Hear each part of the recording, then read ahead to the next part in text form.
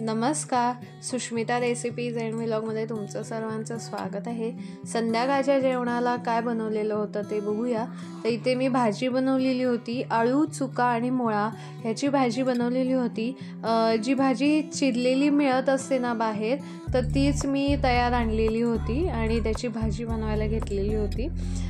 तर इथे मी ही जी भाजी होती चिरलेली होती, निवडलेली होती, तर ती मी चांगली धुवून घेतली आणि कुकरच्या भांड्यामध्ये एका भांड्यामध्ये ती भाजी घातली, त्यात पाणी घातलं आणि दुसऱ्या भांड्यामध्ये मी भात लावून घेत आहे.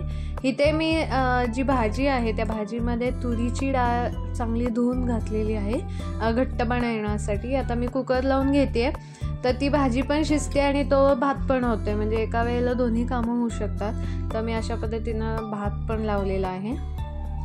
आता कुकरचं झाकण लावून आपण नेहमीप्रमाणे जेवढ्या 3-4 शिट्ट्या करतो तेवढ्या करायच्या.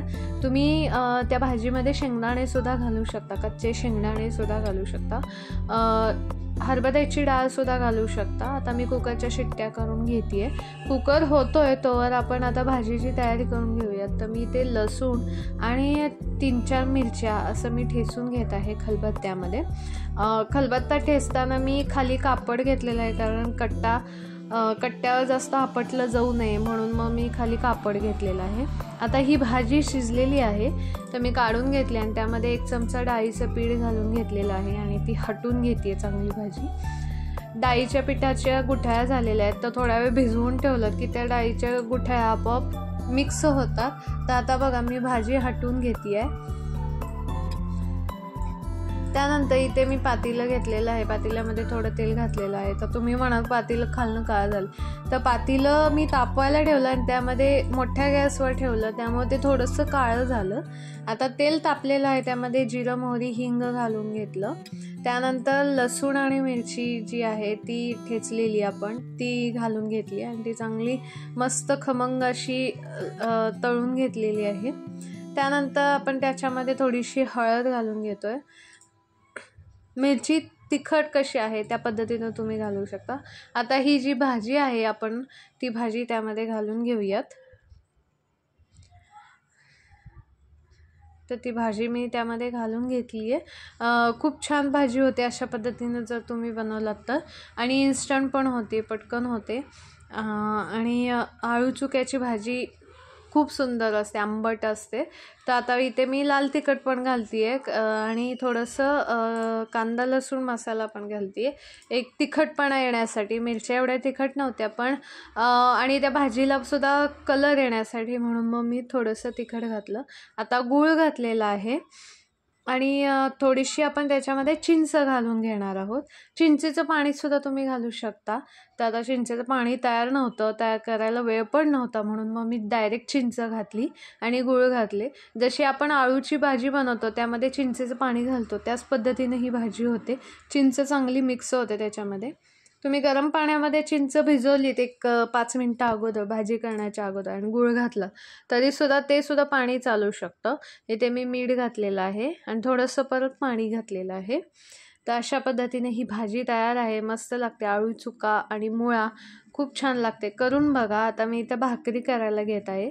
आता या भाकरीचं जे पीठ आहे ते असं आहे, ज्वारी, बाजरी आणि नाचणीचं पीठ आहे. माझ्या आईनं तयार करून दिलेलं आहे पीठ, आणि त्यामध्ये मी गरम पाणी घालते. गरम पाणी घातल्यामुळं भाकरी जी असते ती मऊ होते, म्हणून मग मी गरम पाणी घालते भाकरी करताना.